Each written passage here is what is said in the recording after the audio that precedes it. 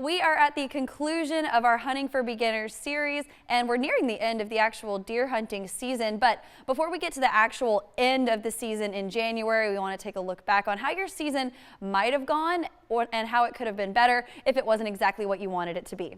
Don't worry, because it's not over yet, and some people would say that this time of year is, or can be, the best time of year to hunt when you want to hunt the rut. Now, it's not always the same time every year. Generally, it is in the December, January area. The rut is when the deer are mating. That is when the bucks are out running around. They're not hiding in the swamps. They're out and about, and that gives you your best chance to get a big trophy buck. But maybe your season's over, and maybe it wasn't exactly what you expected. It wasn't as good as you wanted it to be. So now we want to answer, why was my season bad? Or why didn't it go the way I expected it to go? Well, there are a couple of reasons that you might not have had as successful a deer hunting season as you would have wanted. And we talked about it a couple of episodes ago.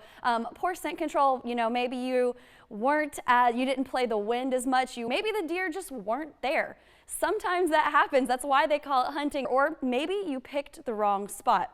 Now, that's another thing that a lot of people could have done because you didn't have enough time to set up your stands. And if you're not in the right spot or the deer don't walk by, you're just not going to see a deer. Planning for next season starts right now. You want to pick a different spot maybe, and you can do that by looking at your trail cams, looking at where the deer are moving, start tracking them through the off season, and be better prepared next year.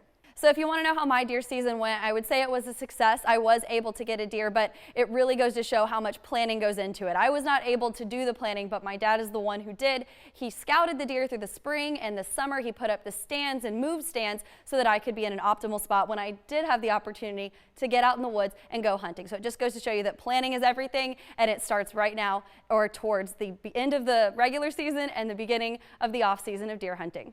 For this week's Hunt, Hook, and Cook, I'm Brianne Welch.